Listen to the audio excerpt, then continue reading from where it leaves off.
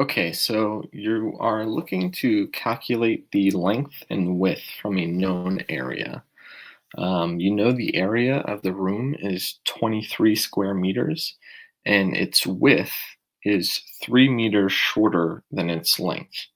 You want to find the dimensions of the rectangle or the room, correct the three sig figs. So over here, we have just a little diagram. It's always helpful to draw something out so you know what you are kind of looking at. So we know that the area of the room is 23 square meters, and then we're just going to give variables to the sides, x and y. So if you look at, if you look at this equation, we know that area is side times side. So you know that x times y is going to give you 23. Now, we need to put this all in terms of one variable so we can solve for that variable, which then will allow us to solve for the other variable. So what's important to know is that the width is 3 meters shorter than its length. So y is going to be the width here.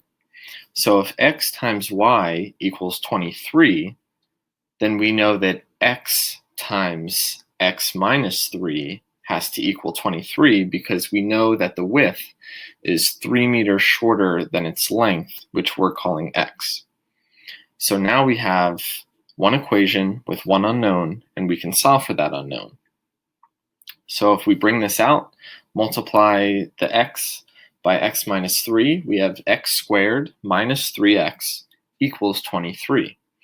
We bring that 23 to the other side, we have this quadratic equation, x squared minus 3x minus 23 equals 0.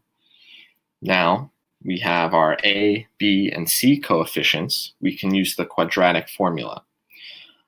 Opposite of b, plus or minus the square root of b squared minus 4ac all over 2a.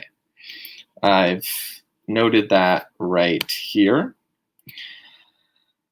And if you calculate those out, you get two x's, obviously, because it's quadratic. You get x equals 6.25, and x equals x equals 6.525 meters, or x equals negative 3.525 meters.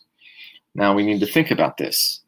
We're talking about a room and its dimensions, so we can't have a negative dimension, right? So we know that x equals minus 3.525 is not what we want. So we know our x is going to equal 6.525 meters. Now, we know that our width is 3 meters shorter than its length. So we know that our width, or y, is going to be 6.525 meters minus 3, or 3.525 meters. And again, to check, we can bring these dimensions over to our initial equation to check that the width and length multiplied will give an area of 23 meters squared. And if you do that, you'll find that that math checks out. So your length of the room is going to be 6.525 meters, and your width will be 3.525 meters.